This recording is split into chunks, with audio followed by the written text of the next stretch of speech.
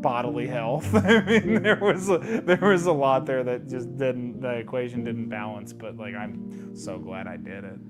We can literally shoot a whole episode around the concept of me doing something completely inane. Like, that's so, I love it. It did exactly for me what I wanted it to be. Hey, my name's Jake. Thanks for checking out Room 88. I'm one of the founders here, and we are a film streaming channel that is focused on independent filmmaking and filmmakers. So, if that's you and you have some indie short films, feature films, music videos, anything really, and would like to see your content, not just live on Vimeo or YouTube and hope somebody finds it, but actually here on our stream where it can go out to everyone, please check out our bio and see how to get in touch with us there. We are really excited for all we're going to be doing this year. We're going to be expanding our library, having interviews, talk shows, and just building a film community that focuses on filmmaking and how to continue to grow your own careers and make content. And yeah, so if that sounds like something you'd be interested in, make sure to give us a follow, and we hope to see you in Room 88. For $3,000 and only 2 weeks of prep, spent 3 weeks going all around Japan. I'm sandwiched between my backpack, all of my electronics, in the middle of what is already a tiny hole in the wall. What to do in Japan when it rains? Steal an umbrella.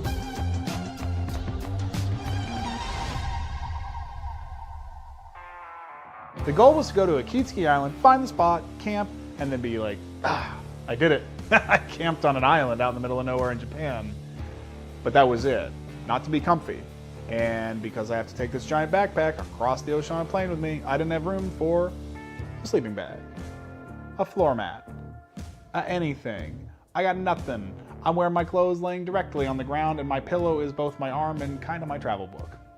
What I didn't plan on or take the time to care enough to prepare for was that sleeping next to the ocean brings really cold air. So every time I woke up, the whole night, I just kind of added another piece of clothing until I was out of clothing and still cold. I'm clearly not going to be rested by the end of this, so I'm just waiting out the sign that I can go do something else instead of lay here and going, please, it was fun, but I'm done now. When you travel the world, you probably don't have your data coming with your phone, unless you've got that sweet T-Mobile like data unlimited everywhere plan, and I didn't have the money for that. So the only way I could connect to the internet for the maps or to know when the train was have a separate little device that transmits data, but it also means it needs a battery. So now I have yet another device that I have to keep charged out here with no power. Once I realized where the power problems really could go, I turned everything off and I said, I'm just gonna lay here and just be in my head to pass the time, because the phone has to stay alive. It has to go off at a certain time, and if I miss that bus, I am screwed. So the most important thing in my campsite was the alarm on my phone at that point.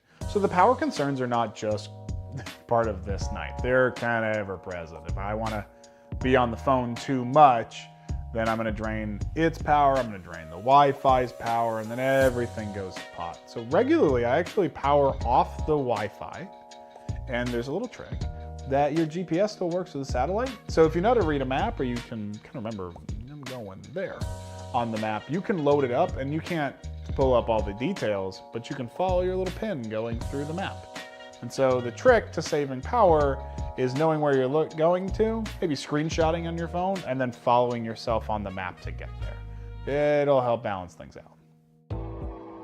Catching the bus really wasn't a problem now that I was awake. It was really a concern last night, especially after not sleeping so many times that I would eventually actually sleep and miss it. The bus came on time, unsurprisingly. It's Japan. When I get to the back, I hear, as I go by, that magic word I've been waiting to hear the whole time, Gaijin. And roughly translated, Gaijin means foreigner, although in contemporary use it generally means white dude in Japan. I hadn't been called this yet. I've talked to you a bit about how I've been out of place, like in Hiroshima. So now that I'm out way away from where almost any tourist goes, it seems very appropriate for someone to be Gaijin? it was almost kind of validating, honestly, to be so far out that it was notable that I was there, not just part of the cloud of tourists. Getting back into Akitski, dropped off where I arrived, actually, which is a fun little loop, and it will be where I leave later, but it's gonna be a few hours till I can even get a bus, and so I wanna see some more of the island. Akitski Island is a notable place in Japan for two major reasons. Primarily the hidden Christians and its association with the larger, more notable Hirado Island, but also is an incredible amount of whaling happen in Akitski, where it is positioned in the northwestern side of Kyushu on the Sea of Japan. Tons of opportunity for that. And I found a museum that covers both. Similarly to the rest of my experience on Akitski, I'm pretty much the only person. In fact, the only other people at the museum are the ones working, and they're incredibly friendly. In fact, they even offered to take my backpack from me and keep it behind the front counter, which was great because I was kind of dying. It's a good pack, but it's pretty heavy. I mean, we're talking like 40 pounds, so, you know, a break is nice. Once you get past the front desk of the museum, you turn the corner in this huge, expansive room. I mean, we're talking whale skeletons on the ceiling, a 50-foot long diorama of a whaling expedition in the middle of the room, and you're walking all the way around it. You've got even more dioramas of what it's like to do whale scouting from the cliff sides when they had just rowboats.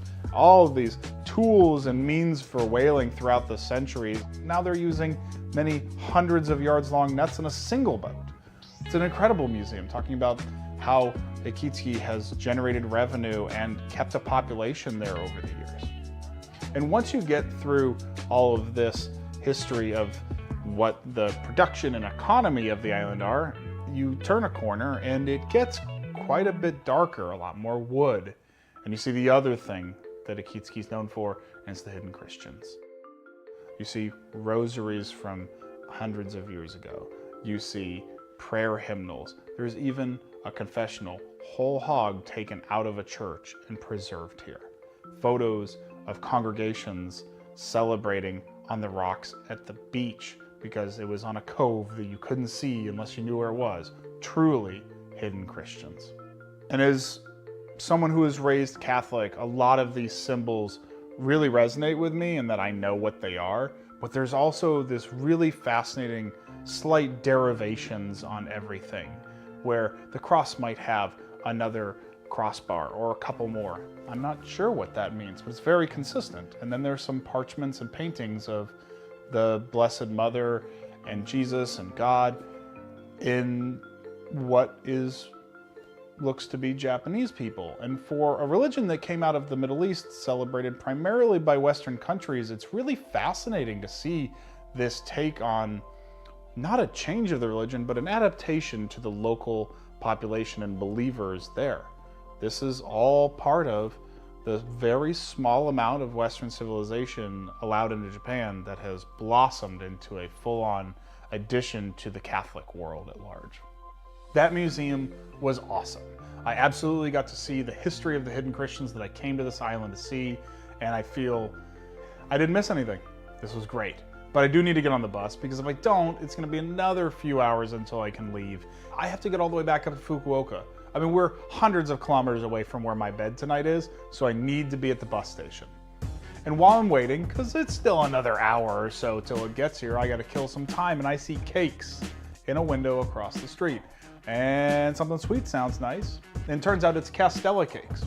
And like I mentioned last episode about Samurai Champloo being set here on this island, Fu bought this Castella cake as a goodbye gift for Jin and Mugen, which in the Edo period would have been considered a very expensive and very kind gift.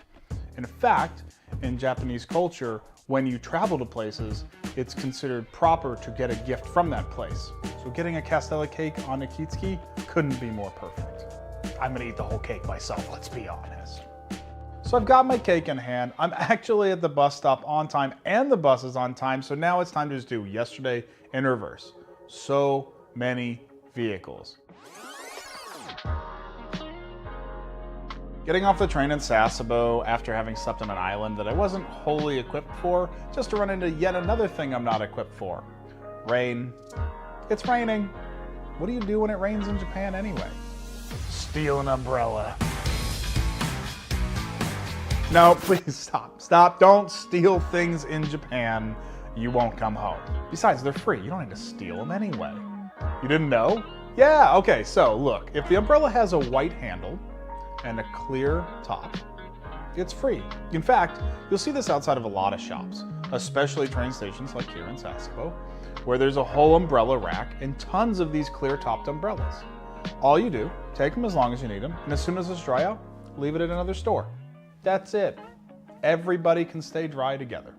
Now that I have my pilfered umbrella, I don't want to carry it. I'm a little extra tall from the backpack anyway, so what can I got it. I know.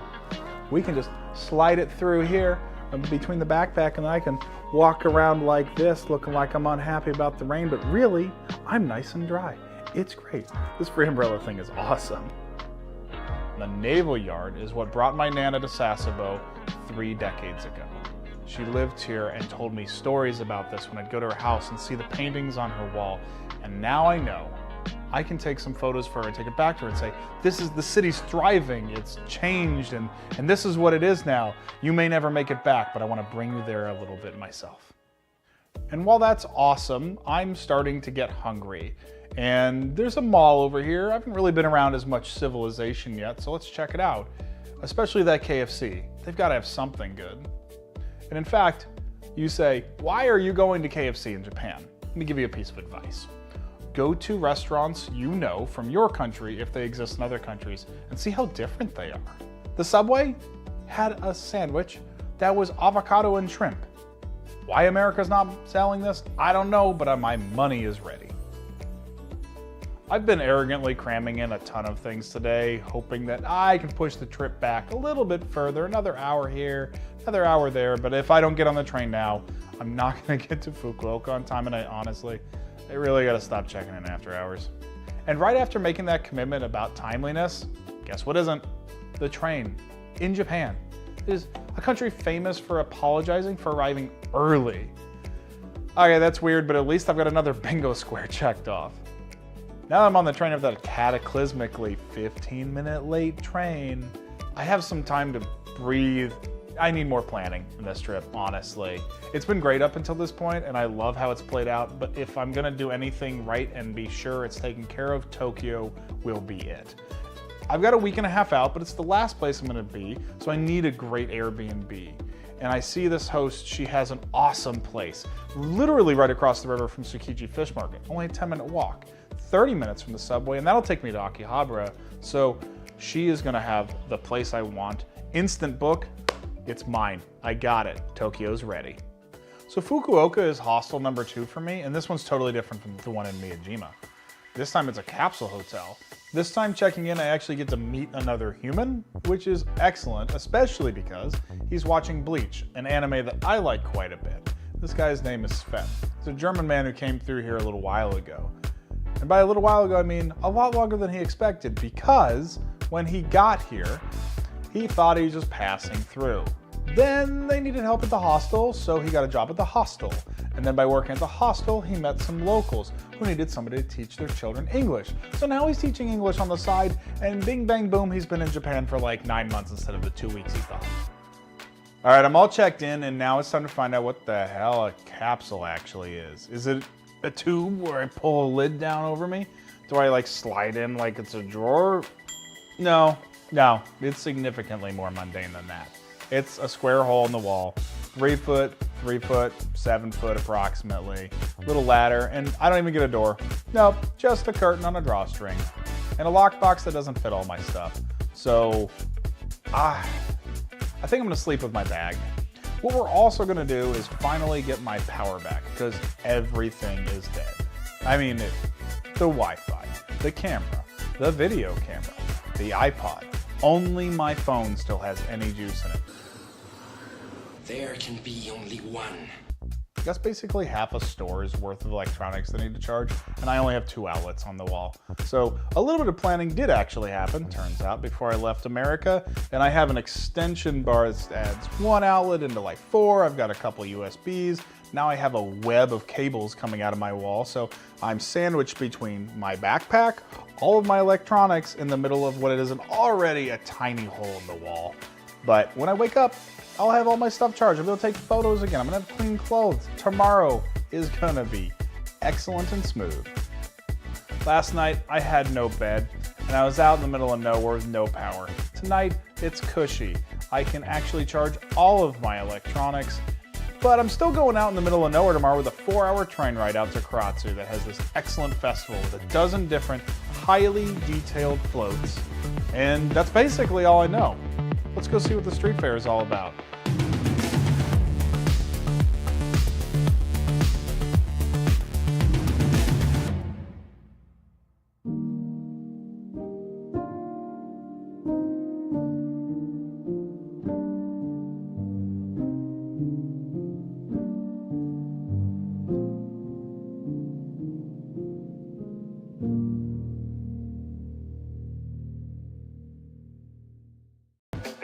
For $3,000 and only 2 weeks of prep, spent 3 weeks going all around Japan, I have to take this call.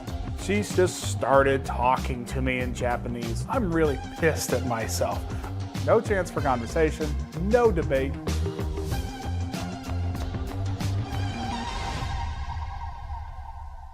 I still find it really cool that I can sleep in a capsule and not feel claustrophobic or nervous. In fact, I feel very rested.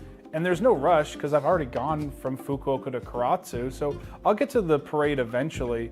I think today I'll just kind of sleep in a bit, mess around on my phone, go get some more of that toast and tea, and probably go shopping. I haven't done any of that yet, and my buddy really wants me to find some CDs for him because he's a huge Miku fan. This seems like a good opportunity.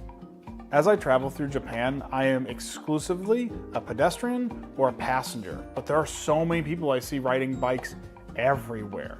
I mean, it's kind of hard to tell if there are more bikes or cars in Japan. And interestingly, none of them seem locked and nobody seems worried. I used to bike commute through Chicago for years. If I could have, I would have put cinder blocks all over it to not get it stolen. So I'm kind of getting a little anxious that something's gonna happen, but I'm even seeing entire bike garages hidden under roadways for all of these commuters. And still, even there, no locks.